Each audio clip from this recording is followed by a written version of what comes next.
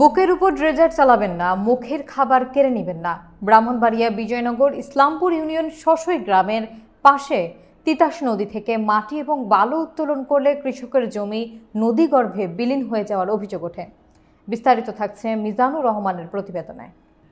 তিতাস নদী থেকে মাটি এবং বালু উত্তোলন করলে কৃষকের জমি নদীগর্ভে বিলীন হয়ে যাওয়ার অভিযোগ ওঠে। তাই গ্রামবাসী, কৃষক সহ সর্বসাধারণ মিলে তিতাস নদীর পাড়ে মানববন্ধন এবং বিক্ষোভ মিছিল করে। এলাকাবাসী ও কৃষকদের দাবি, বিএনপির নাম ভাঙিয়ে অসাধু কিছু লোক সর্বসাধারণ কৃষকের মুখের খাবার কেড়ে নেওয়ার অপচেষ্টা চালিয়ে যাচ্ছে। শশই গ্রামের প্রবীণ মুরব্বী হাজী শরীফুল ইসলাম বলেন, আমাদের তিতাস নদীর পাড় না থাকার কারণে মাটি ও বালু উত্তোলন করলে কৃষক বড় ধরনের ক্ষতির মুখোমুখি হবে। তাই আজকে তিতাস নদীর পাশে সবাই সমবেত হয়ে স্লোগানে মুখরিত করে তোলে। জমি বাঁচলে কৃষক বাঁচবে, কৃষক বাঁচলে দেশ বাঁচবে। কৃষক বাঁচলে দেশ বাঁচবে, কৃষক বাঁচলে দেশ বাঁচবে, দেশ বাঁচলে কৃষক বাঁচবে, দেশ বাঁচলে কৃষক বাঁচবে। বালু নিতে দিব না, দিব না, আমাদের বুকে ড্রেজার চালাতে দিব না, দিব না। শরীফুল ইসলাম বলেন, আওয়ামী লীগের চেয়েও খারাপ তারা। ইসলামপুরের বিএনপি নেতা আসাদ মিয়া, রাসেল মিয়া, হেলাল মিয়া, বুধন্তির চমক মিয়া, মিজান মিয়া, আলীনগরের রাষ্ট্র মিয়া, তারা সন্ত্রাসী কায়দায় দেশীয় অস্ত্র নিয়ে আমাদেরকে মারার জন্য ডাকাডাকি করে। শশই গ্রামের বৃদ্ধ জাহানারা বলেন, এই নদী থেকে মাটি ও বালু উঠিয়ে নিলে আমরা জমি ভেঙে নদীগর্ভে চলে যাব।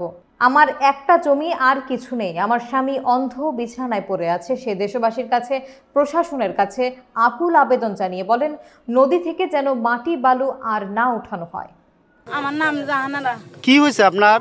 ভাই আমার ভালো নিলে ভাই আমি কি কাজ জান বাঁচামো ভাই, আমি কেতকান আমার ভাঙ্গা ফেরা দেবো গা ভাই।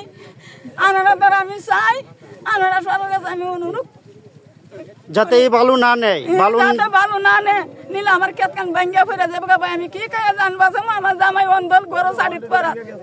আপনার জমি আছে পাশে? হ্যাঁ, নদীর পাশে জমিন আছে। বলুন করতেছি, আমরা যে তিতাস নদী, এই নদীর কোনো পান নাই।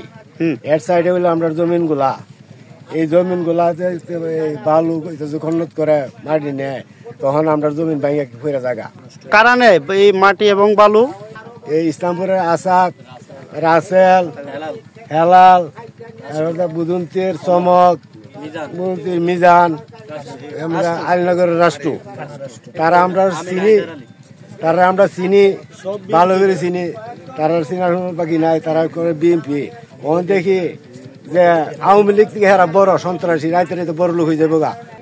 ওখান হেরা এই ধরনের লাড়ি চূড়া লইয়া, পল্লম সল্লম লইয়া টয়লার আই উঠছে, আমরা যাইতাম।